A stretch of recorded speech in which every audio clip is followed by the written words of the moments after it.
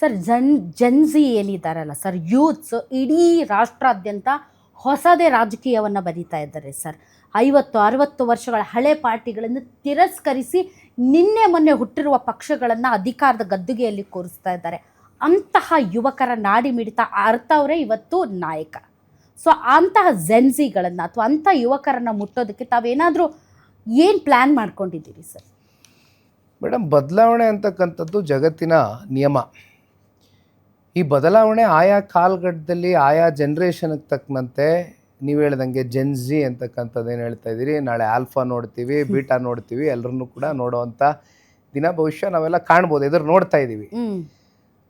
ಇದರ ನಡುವೆ ನೀವು ಹೇಳ್ದಂಗೆ ಹೆಚ್ಚು ಕಮ್ಮಿ 6 ದಶಕಗಳ ಹತ್ತತ್ರ ಆಡಳಿತವನ್ನು ಮಾಡಿರ್ತಕ್ಕಂಥದ್ದು, ರಾಜಕೀಯ ಅಸ್ತಿತ್ವದಲ್ಲಿ ಇರ್ತಕ್ಕಂಥ ಪಕ್ಷಗಳನ್ನ ತಿರಸ್ಕರಿಸಿ ಇವತ್ತು ಇವತ್ತಿನ ಜೆನ್ಜಿ ಜನ್ರೇಷನ್ಗಳು ತಗೊಂಡಿರ್ತಕ್ಕಂಥ ನಿರ್ಣಯ ಏನಿದೆ, ಎಲ್ಲ ಒಂದು ಕಡೆ ಆ ಬದಲಾವಣೆಯನ್ನು ನಿರೀಕ್ಷೆ ಇಟ್ಕೊಂಡು ತೊಗೊಂಡಿರ್ತಕ್ಕಂಥ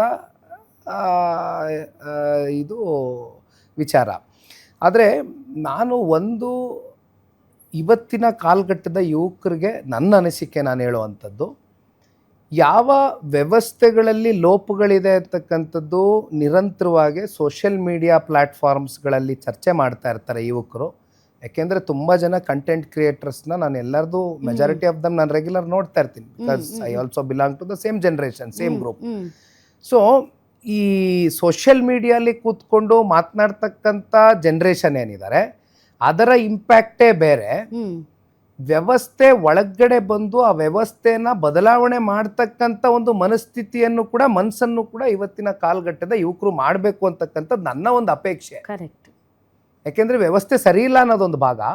ವ್ಯವಸ್ಥೆ ಸರಿ ಹೋಗ್ಬೇಕಂದ್ರೆ ಏನು ಮಾಡಬೇಕು? ವಿದ್ಯಾವಂತರು ಬರಬೇಕು, ಯಾವುದಾದ್ರೂ ಒಂದು ವಿಚಾರದ ಬಗ್ಗೆ ಡೀಪಾಗಿ ಅನಲೈಸ್ ಮಾಡಿ ಅದನ್ನು ಅಧ್ಯಯನವನ್ನು ಮಾಡಿ ತಾಳ್ಮೆಯನ್ನು ಬೆಳೆಸ್ಕೊಂಡು ನಾಳೆನೇ ನಾನು MP ಆಗಬೇಕು, ನಾಳೆನೇ ನಾನು MLA ಆಗಬೇಕು, ನಾಳೆನೇ ನಾನು ಏನೋ ಒಂದು ಸ್ಥಾನದ ಅಪೇಕ್ಷೆಯನ್ನು ಇಟ್ಕೊಂಡು ಬರ್ತೇನೆ ಅಂತಕ್ಕಂಥದ್ದನ್ನು ಬದಿಗಿಟ್ಟು ಇವತ್ತು ಮನೇಲಿ ಕೂತ್ಕೊಂಡು ಸೋಷಿಯಲ್ ಮೀಡಿಯಾನಲ್ಲಿ ಮಾತಾಡೋದಕ್ಕಿಂತ ಬದಲಾಗಿ ಅಂಥವರೆಲ್ಲರೂ ಕೂಡ ಹೊರಗಡೆ ಬಂದು ಸಿಸ್ಟಮ್ ಒಳಗಡೆ ಬರ್ತಕ್ಕಂಥದ್ದಕ್ಕೆ ಒಂದು ಚಳುವಳಿಯನ್ನು ಪ್ರಾರಂಭ ಮಾಡ್ತಕ್ಕಂಥದ್ದು ಸೂಕ್ತ. ಅದಕ್ಕೆ ನಿಖಿಲ್ ಕುಮಾರಸ್ವಾಮಿಯ ಸಹಕಾರ ಅವ್ರ ಜೊತೆನ ನಿರಂತರವಾಗಿ ನಿಂತ್ಕೊತೀನಿ ಅಂತ ಯುವಕರ ಜೊತೆ. ಓಕೆ, ಯೂತ್ಸ್ಗೆ JDS ಬಾಗಿಲು ಯಾವಾಗಲೂ ಓಪನ್ ಇದೆ, ಅದರಲ್ಲಿ ಯಾವುದೇ ಅನುಮಾನ ಇಲ್ಲ. ಯಾಕೆಂದರೆ ಇವತ್ತಿನ ನಮ್ಮ ಭಾರತ ದೇಶದಲ್ಲಿ ಪ್ರತಿನಿಧಿಸ್ತಾ ಇರ್ತಕ್ಕಂಥದ್ದು ಬಹುಪಾಲು ಯುವಕರು, ಆಮೇಲೆ ನಮ್ಮ ಮಹಿಳೆಯರು. ಇವರಿಬ್ಬರ ಜೊತೆಯಲ್ಲೂ ಕೂಡ ಜನತಾದಳ ಪಕ್ಷ ನಿರಂತರವಾಗಿ ಅವ್ರದ್ದು ಏನೇ ಕನಸುಗಳಿರಲಿ, ಅವ್ರ ದೇಶ ಕಟ್ತಕ್ಕಂಥ ರಾಜ್ಯ ಕಟ್ತಕ್ಕಂಥ ಯಾವುದೇ ಕಲ್ಪನೆಗಳಿರಲಿ, ಅದಕ್ಕೆ ಪೂರಕವಾಗಿ ಅವ್ರಿಗೆ ಬೆಂತಟ್ಟಿ ಜನತಾದಳ ಪಕ್ಷದ ಕಡೆಯಿಂದ ಮುಂದೆ ಅದು ಜಿಲ್ಲಾ ಪಂಚಾಯಿತಿ, ತಾಲೂಕ್ ಪಂಚಾಯಿತಿ, ಗ್ರಾಮ ಪಂಚಾಯಿತಿ ಯಾವುದೇ ಸ್ಥಳೀಯ ಚುನಾವಣೆಗಳು ಬರಲಿ, ಬಹುತೇಕ ಯುವಕರಿಗೆ ಅವಕಾಶ ಮಾಡಿ, ವಿದ್ಯಾವಂತ ಯುವಕರಿಗೆ ಯಾರು ಸಮಾಜದ ಒಂದು ಬದಲಾವಣೆಯನ್ನು ಬಯಸ್ತಾ ಇದ್ದಾರೆ, ಸಮಾಜವನ್ನು ಒಂದು ಪರಿವರ್ತನೆ ಮಾಡಬೇಕು ಅಂತಕ್ಕಂಥ ಆಲೋಚನೆಗಳು ಇಟ್ಕೊಂಡಿದ್ದಾರೆ, ಅಂಥವ್ರ ಜೊತೆಯಲ್ಲಿ ನಿಖಿಲ್ ಕುಮಾರಸ್ವಾಮಿ ಆಗಲಿ ಜನತಾದಳ ಪಕ್ಷ ನಿರಂತರವಾಗಿ ನಿಂತ್ಕೊಳ್ಳುತ್ತೆ. ಸರ್, GBA ಎಲೆಕ್ಷನ್ಸ್ ಗೊತ್ತಿಲ್ಲ ಇವರು ಸರ್ಕಾರದವರು ಮಾಡ್ತಾರೆ ಇಲ್ವ, ಯಾಕಂದರೆ ತಾವು JDS ಅವರೇ ಒಂದು RTI ಹಾಕಿದ್ರಿ ಯಾಕೆ ಎಲೆಕ್ಷನ್ಸ್ ಮಾಡ್ತಾ ಇಲ್ಲ ಅಂತ, ಸರ್ಕಾರನೇ ಹಿಂದೇಟ್ ಆಗ್ತಾ ಇದೆ ಅಂತ. ಈಗ ಚುನಾವಣಾ ಆಯೋಗ ಕೂಡ ರೆಡಿಯಾಗಿ ನಿಂತಿದೆ ಎಲೆಕ್ಷನ್ ಮಾಡೋದಕ್ಕೆ. ಸೊ ಯಾವ ರೀತಿಯಾಗಿ ರೋಡ್ ಮ್ಯಾಪ್ ರೆಡಿಯಾಗಿದೆ ಸರ್ ತಮ್ಮ GBAಗೆ? ಮೈತ್ರಿಯಲ್ಲಿ ಹೋಗ್ತಿರೋ, ವಿದೌಟ್ ಮೈತ್ರಿ ಹೋಗ್ತಿರೋ, ಮಾತುಕತೆಗಳು ನಡೀತಾ ಇದ್ದಾವ, ಏನು ಒಂದು ಕ್ಲಾರಿಟಿ ಇಲ್ಲ JDS ಪಾರ್ಟಿದು. ಸೊ ಅದ್ರ ಬಗ್ಗೆ ಏನಾದರೂ ಹೇಳಕ್ಕೆ ಇಷ್ಟಪಡ್ತೀರಾ? ಮೇಡಮ್, ಈಗ ಫಸ್ಟ್ ಆ್ಯಂಡ್ ಫಾರ್ಮೋಸ್ಟು ತಾವು ಹೇಳ್ದಂಗೆ, ಯಾಕಂದರೆ ಆನ್ ಗ್ರೌಂಡ್ ಭಾಳ ಜನ ನಾನು ಮಾತಾಡ್ಸೋವಾಗ ಹೇಳಿದ್ದು, ಸೊ BJP ಮತ್ತು ಕಾಂಗ್ರೆಸ್ನಲ್ಲಿ ಆಲ್ರೆಡಿ ಎಲ್ಲರೂ ರೆಡಿ ಇದ್ದಾರೆ, ಬಟ್ JDS ಹೇಗೆ, ಏನು ಅವ್ರು ಇಂಡಿವಿಜುವಲ್ ಹೋಗ್ತಾರಾ ಅಥವಾ ಮೈತ್ರಿಯಲ್ಲಿ ಹೋಗ್ತಾರಾ ಅನ್ನೋ ಒಂದು ಕನ್ಫ್ಯೂಷನ್ ಇದೆ ಜನರಲ್ಲಿ, ನಾಯಕರುಗಳಲ್ಲಿ. ಸೊ ಅದಕ್ಕೆ ಯಾವಾಗ ಕ್ಲಾರಿಟಿ ಸಿಗ್ಬೋದು JDS ಪಾರ್ಟಿಯಿಂದ?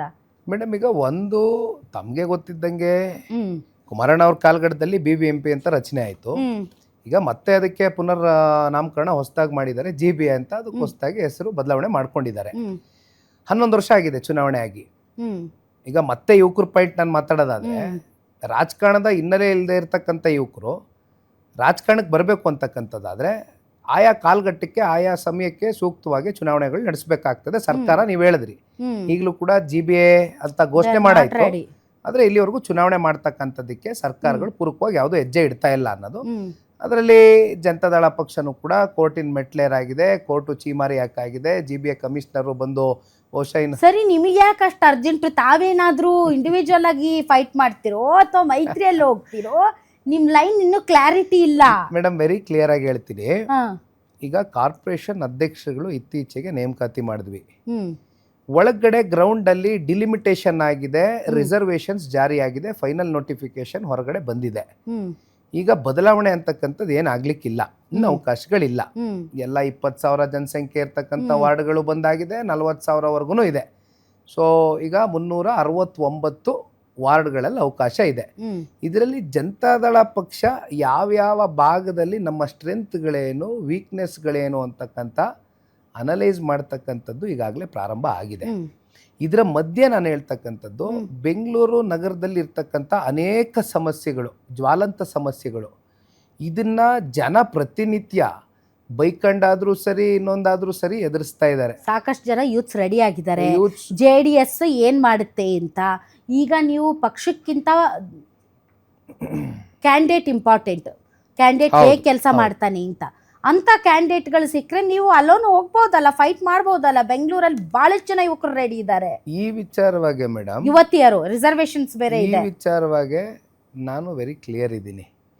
ಈಗ ಅಲಯನ್ಸ್ ಅಲ್ಲಿ ಲೋಕಸಭಾ ಚುನಾವಣೆನಲ್ಲಿ ಅಲಯನ್ಸ್ ಆಯಿತು, ಇಟ್ ಇಸ್ ಎ ಲೋಕಸಭಾ ಚುನಾವಣೆ. ಅಂದ್ರೆ ದೇಶದ ಚುನಾವಣೆ ಡೆಲ್ಲಿ ಮಟ್ಟದಲ್ಲಿ ಆಗಿದೆ. ಸ್ಥಳೀಯವಾಗಿ ಅಂತ ಬಂದಾಗ ಈಗ ಯಾವುದೇ ರಾಜಕೀಯ ಪಕ್ಷಕ್ಕಾದ್ರೂ ಸರಿ, ಇದು ಕಾರ್ಯಕರ್ತರಿಗೆ ಅರ್ಪಿಸ್ಬೇಕಾಗಿರ್ತಕ್ಕಂಥ ಚುನಾವಣೆ. ನಮ್ಮನ್ನ MP MLA ಆಗಿ ಮಾಡ್ಕೊಳ್ಳೋದಕ್ಕೆ ದುಡ್ದಿರ್ತಾರೆ. ಹಾಗಿದ್ದಾಗ ಸ್ವಾಭಾವಿಕವಾಗಿ ನಮ್ಮ ಮಿತ್ರ ಪಕ್ಷದಲ್ಲೂ ಕೂಡ ಕ್ಯಾಂಡಿಡೇಟ್ಗಳ ಸುರಿಮಳೆ ಜಾಸ್ತಿ ಇರುತ್ತೆ, ಸಂಖ್ಯೆ ಜಾಸ್ತಿ ಇರುತ್ತೆ.